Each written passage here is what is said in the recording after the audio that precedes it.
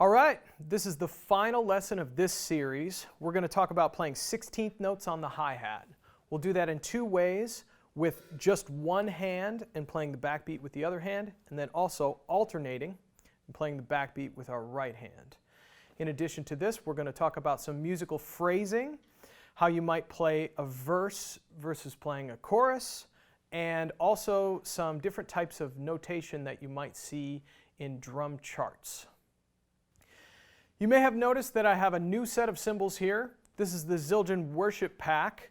It's made up of K-Custom dark cymbals. We have a 14-inch hi-hat, and then the K-Custom Fast Crash. This is an 18. This is the K-Custom Medium Ride. And then we have a new cymbal over here. This is a 16-inch K-Custom Fast Crash. So throughout the whole series, we've just had one crash over on this side, which is definitely the primary place where you want to have a crash. But sometimes it's nice to have two crashes on your set because you can get two different sounds. And in addition to that, if you're playing a fill around the drums and you have a crash over here, you don't have to change your sticking to allow you to be able to come back up with your left. You can just crash over here with your right hand. We already know how to read and how to play 16th notes on the snare drum and bass drum, and so far we've played only 8th notes on the hi-hat and ride cymbal. Now we're going to bring the 16ths to the hi-hat. In this example, we have the bass drum on beat 1 and the snare drum on beat 2, and the right hand is going to be playing all 4 16ths on each beat. Since the tempo is slow enough, I'm going to play all the 16th notes with my right hand. Bass drum on 1, snare drum on 2, I'm going to count it off and we'll play it together 8 times. 1, 2, ready, go.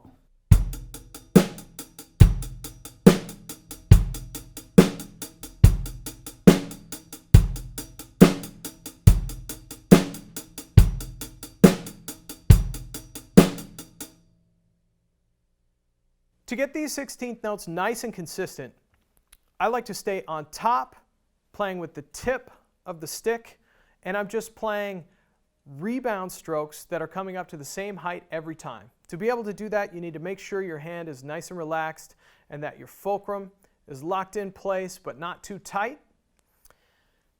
Also make sure your elbow's not out or you're not lifting your shoulder or anything funny like that. Just stay relaxed and just play consistent, repeated strokes.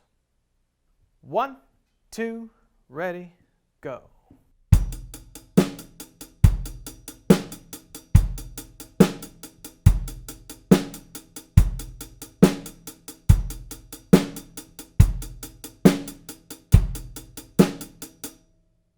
Playing all the 16ths with one hand does have limitations in that if the music is fast enough, you're just not going to be able to play every single 16th with one hand. So really you're limited by however fast you can play a rebound stroke with your one hand. I'll play a little faster tempo to give you an idea of what it might sound like almost at the top of where it's comfortable to play there. 1, 2, ready, go.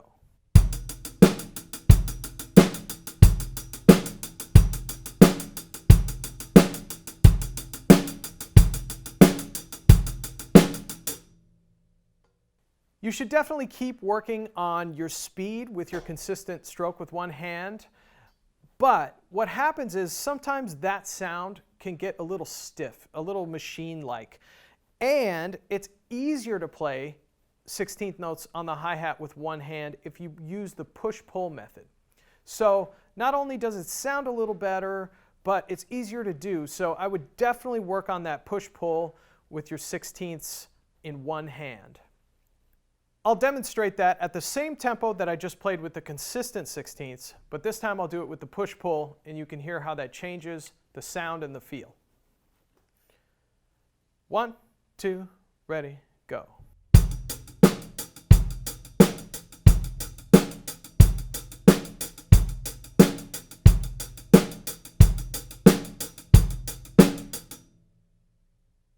There comes a certain point when the tempo is just too fast to play all the 16ths with one hand. In this case, we play them with both hands alternating. But if you're right-handed and you start on the right, that means the backbeat now is going to be played with the right hand. So we have to come down from the hi-hats, 1 E and a 2 E and a 3 E and a 4 E and a. Now I'll play that same groove a little faster and with the hands alternating on the hi-hat. 1, 2, ready, go.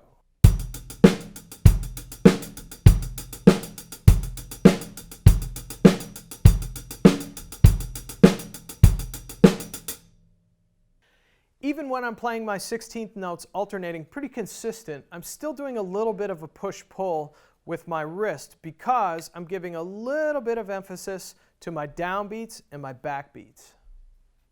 Now let's try playing 2 notes on the bass drum. So we're going to play 1 and then 3 and. Something to be careful of with this is you don't want to play accents in the hand just because the bass drum is playing. So try to keep that consistent even though you're adding those notes on the bass drum. Let's play it together. I'll count us in. 1, 2. 1, 2, ready, go.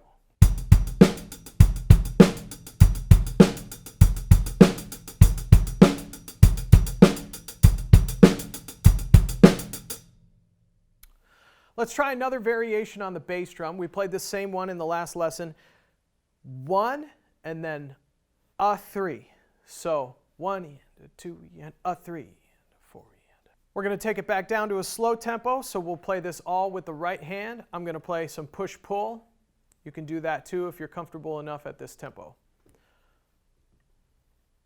1, 2, ready, go.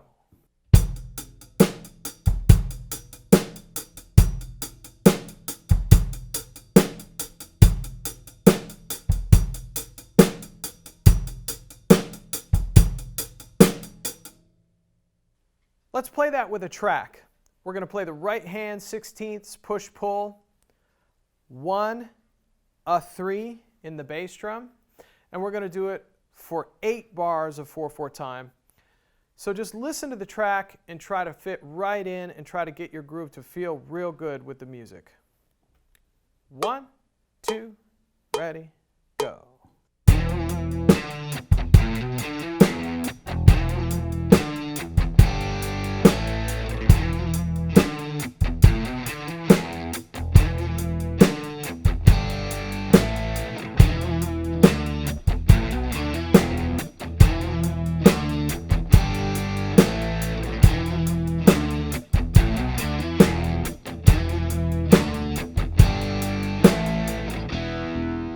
As you're working through these examples, make sure that your 16th notes are really clean and that your syncopations are lined right up with what's happening in the hi-hat. This is really important with this type of groove because it can get really messy if your things are flamming where they're not supposed to be. Let's play along with another track. This is going to be a faster tempo, so we'll play both hands on the hi-hat. 1, 2, ready, go.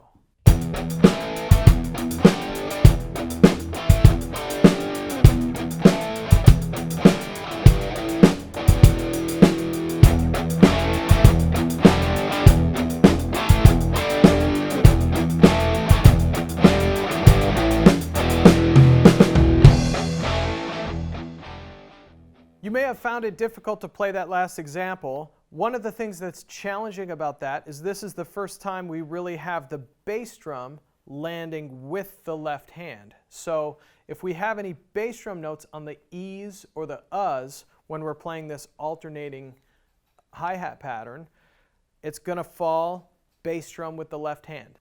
We're going to break down this little section here, just beats 2 and 3, and go really slow, because the coordination that's required here is we play the snare drum on beat 2, so we have 2, E, and a 3. And on that a 3, we have the bass drum with the left hand, and then on beat 3 with the right hand. So let's play it really slowly in time. 1, 4, 1, 4. 4, 1, 4. Let's play that whole groove at this slow tempo, and you just want to make sure that your left hand lines right up with the bass drum on the of 2. 1, 2, ready, go.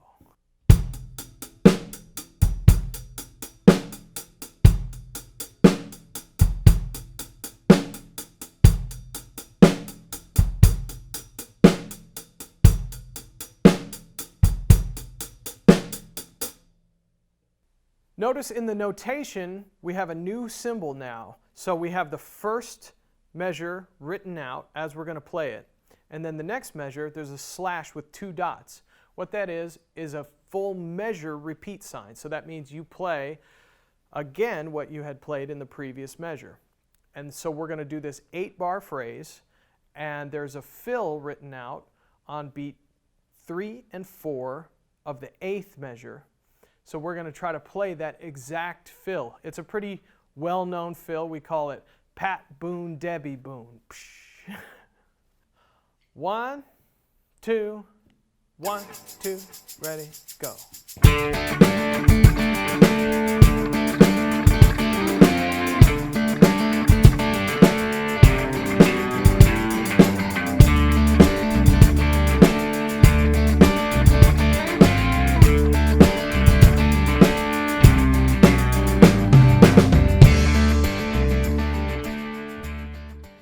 We're going to play that whole phrase again at the faster tempo. A couple things I want you to pay attention to.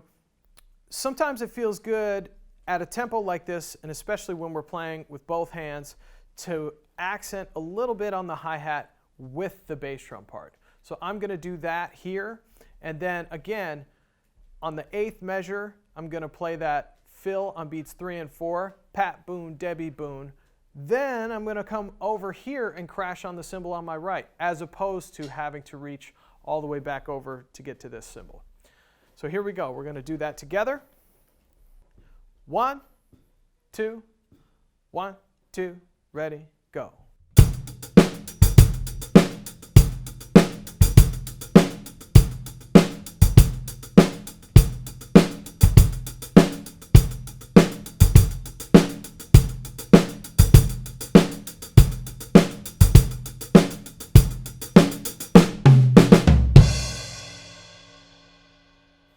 You may have noticed that when I played that crash, I brought my hand back in. That's something that I automatically do because I'm playing sort of a glancing stroke off of the cymbal, but then I know I want to come back and be back into position to keep playing. So let's practice that. We're going to play that same fill, da-doom, da-ga-doom, crash, 2E and 3E and 4, okay? So let's do it a couple of times in time, and after that crash, you're going to want to come right back into the groove, starting on beat 2. 1, 2, ready, go.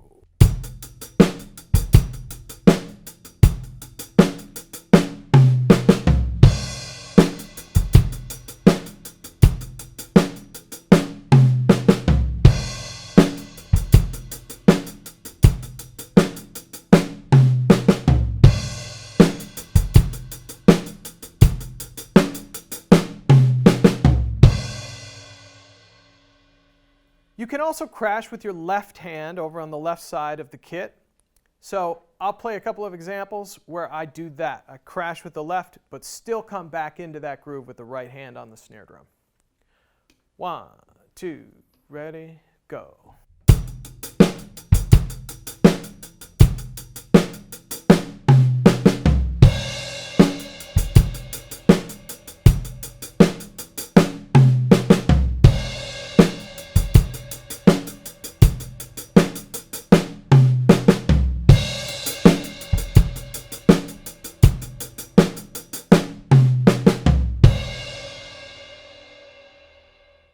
You're going to want to be able to crash with your right hand and your left hand, and sometimes, depending on the tempo and the music, you might want to come right back into that groove right away, even before beat 2. So you might need to get right back up off that crash onto the hi-hat or onto the ride to keep the groove going. Now let's try a little more challenging groove. We're going to add some syncopation in the left hand as well as in the bass drum. 1, 2, ready, go.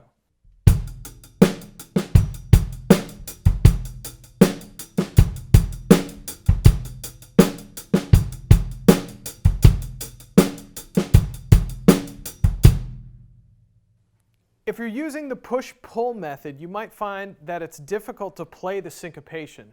That's because you're really playing the syncopation in the left hand on an upstroke in the right hand, so the coordination of that can be difficult. As with everything else, slow it down, be intentional with your movements, and make sure you're really understanding how those notes line up. Let's play it again. 8 bars of groove with a different fill at the end of those 8 bars. I'm going to crash on the right. You can come over and crash on the left if you want to. 1, 2, ready, go.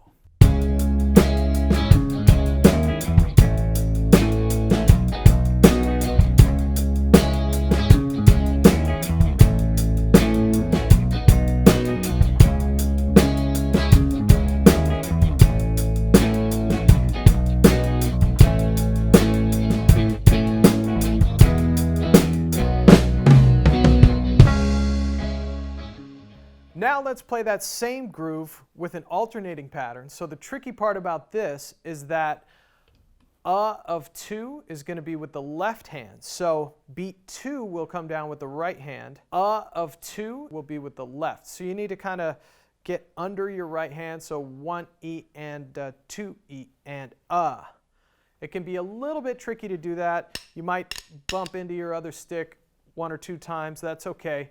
Just work out that coordination to get here and then under. 1, 2, ready, go.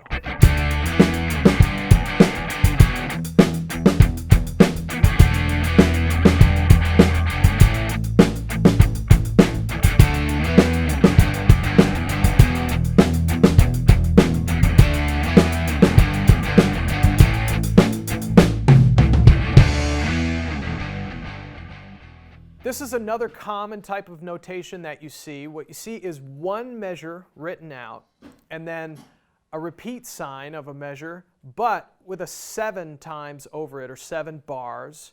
What that means is you play the first measure and then you repeat it 7 times, so the total is an 8-bar phrase. You'll also see at the end of this, it just says fill.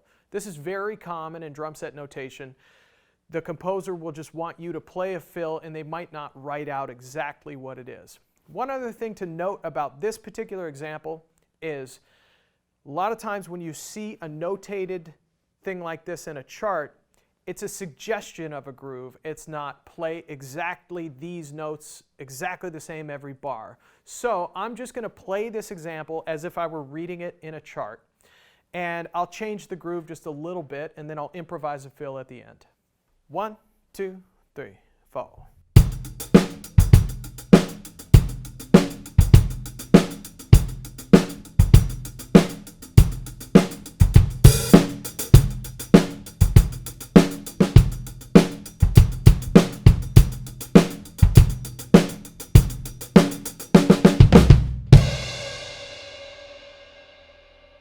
You may have noticed I crashed with both hands on both cymbals at the end of that example. That's a very common thing to do at the end, of course, if you have 2 crash cymbals.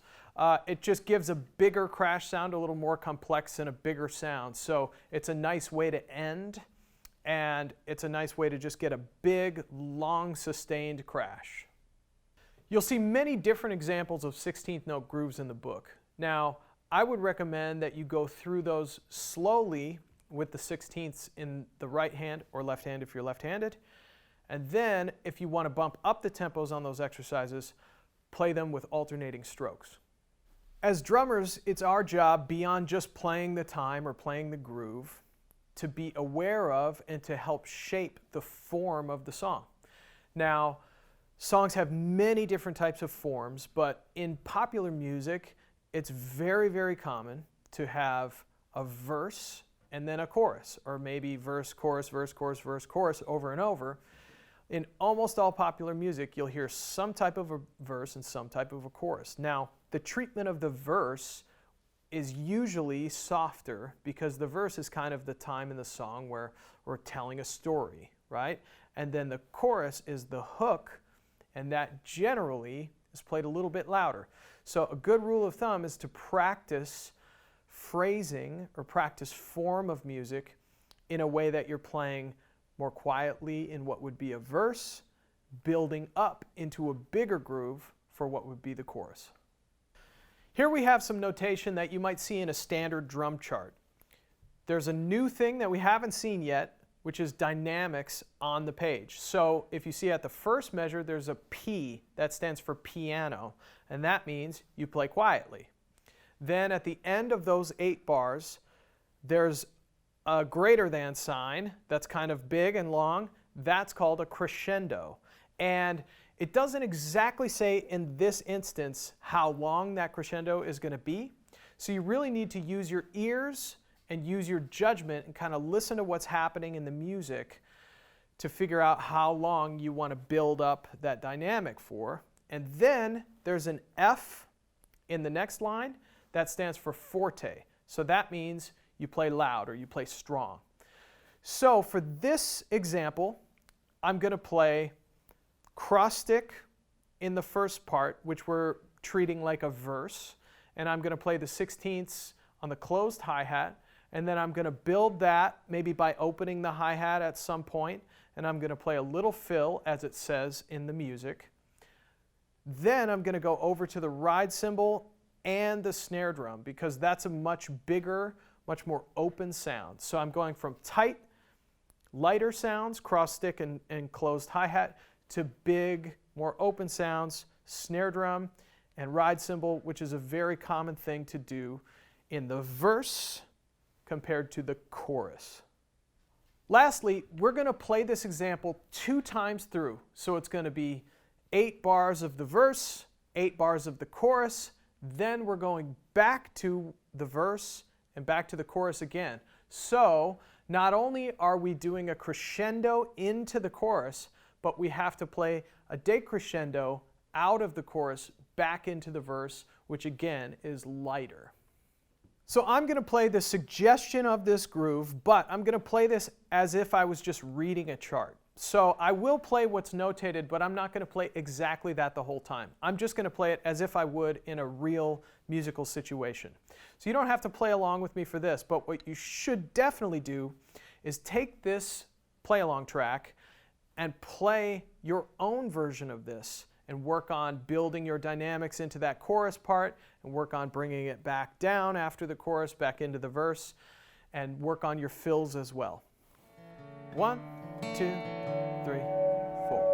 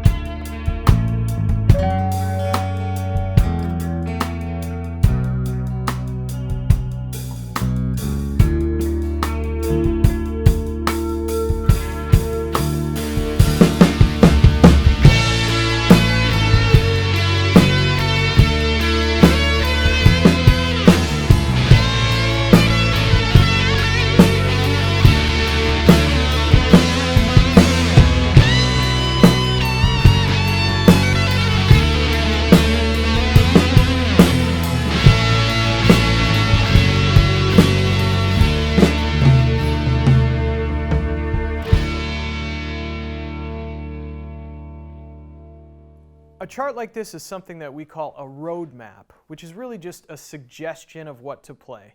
You really need to let the music dictate what you're going to play. You might have noticed that I played a bunch of cymbals in the chorus and I played some fills in the chorus that weren't even notated on the chart.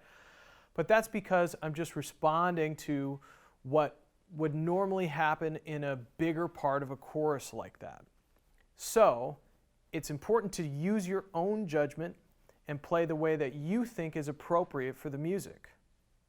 As drummers, oftentimes we're sort of in charge of the dynamics because acoustically this instrument has one of the largest ranges that there possibly is in terms of loud and soft. So a big part of our job is to be sensitive to the dynamics of the music and help shape the form by playing a bunch of big loud cymbals when it needs to be big and loud, but also bringing it way down when it needs to be subtle. There's so much to cover when it comes to playing music and playing actual songs. And there's not really just one way to do it. It's not only singer-songwriters who have music that's verse and chorus. There could be a soloist, an instrumental solo over a verse and chorus form. Or there could be a song that is just one little form that repeats, like the blues, for instance. So it's important to listen to a lot of different music and try to identify what the form is. What's the verse? What's the chorus? Is there a verse? Is there a chorus? What's happening in the music? It's also really important to talk with other musicians, especially if you're playing in bands or playing in situations where you're playing live with other musicians, and ask, what do you like from the music? Do you want the chorus to be really big here? Or what kind of a groove do you want? How busy do you want it to be? How sparse do you want it to be? And just be open to communicating with musicians about what is going to serve the music the best. In closing, we're really just scratching the surface of starting to play this instrument and starting to play music. We haven't even gotten into any triplet-based music like 12/8 or 6/8 or the shuffle or blues or jazz or any world music. There are all kinds of other things that we can't just cover in one limited series. If you've enjoyed everything we've covered here in this method, I would encourage you to check out this book, A Fresh Approach to the Drum Set, written by Mark Wessels, who also wrote this method. Mark's book goes into even more detail on some basic fundamentals like reading and technique and things like that. And then, as I mentioned, it goes even further into a bunch of other styles. So if that's something that interests you, you can check it out. You can find this book at almost any local music store, or you can find it online at mwpublications.com. Thank you so much for going through this method. It's been a real treat for me to break this stuff down and to share it with you. Playing the drums is the passion of my life. It's what I've always done. I teach and I play, and that's all I've ever done in my life. And I love it so much, and I'm so happy to be able to share it with you. If you want to find out more about me, again, my name is Wayne Salzman II. You can go to my website, waynesalzman.com. There you'll find all sorts of resources on music that I've written and recorded, or some of my educational materials and books as well. Thanks again for checking out this series. I really hope that you enjoyed it and that you got as much out of going through this as I have gotten out of studying this instrument. I hope to see you down the road.